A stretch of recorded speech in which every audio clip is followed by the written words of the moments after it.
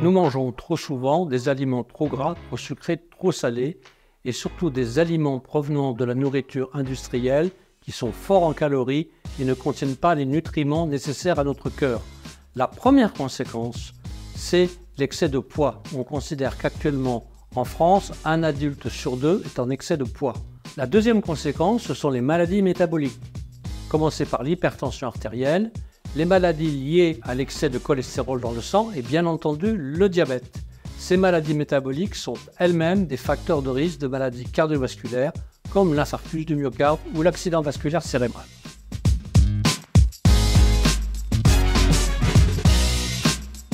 On doit consommer un maximum de légumes comme les salades, les légumes verts, un maximum d'huile contenant des acides gras, de bons acides gras pour le cœur comme l'huile de colza, l'huile d'olive, des céréales complètes ou semi-complètes, des légumineuses comme les haricots blancs ou rouges, les lentilles, les pois chiches, des fruits à coque comme les noix, les amandes, les noisettes, et surtout un apport régulier 2 fois par semaine de petits poissons des mers froides comme les anchois, les sardines, le hareng, la morue, le foie de morue, qui sont essentiels, et bien entendu aussi des laitages, peu de laitages fermentés comme les laitages de chèvre ou de brebis, éventuellement des œufs et des volailles, à condition que ces œufs et ces volailles aient été élevés en plein air et nourris avec une bonne nourriture contenant éventuellement des graines de lin. Et si vous voulez absolument boire un peu d'alcool, n'exagérez pas, ne dépassez pas 1 ou 2 verres par jour, 5 jours sur 7 maximum.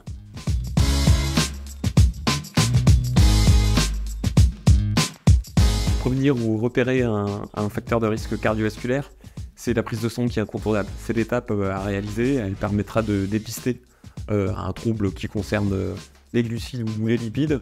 Et cette prise de sang, elle est assez simple à effectuer dans un labo. Elle peut aussi mettre en évidence un état de diabète ou un début de résistance à l'insuline.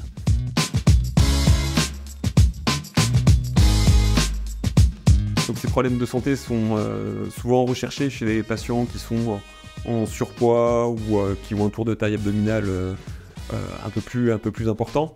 Et ils sont aussi recherchés de façon plus importante avec un âge du patient qui est croissant à partir de 40 ans.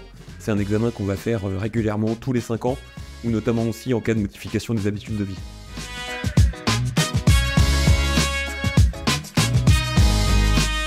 Alors, on peut explorer davantage encore ces déséquilibres en effectuant des examens approfondis et aller apprécier l'équilibre chez un patient sur le profil des vitamines, des nutriments, des oligo-éléments. Donc il y a des examens encore plus approfondis qui peuvent permettre d'avoir un panel d'informations plus large pour justement faire du sur-mesure en fonction du profil que représente l'individu. Et tous ces éléments-là, ils vont concourir à justement préserver le capital santé de chaque individu et à prévenir l'apparition de toutes ces maladies cardiovasculaires.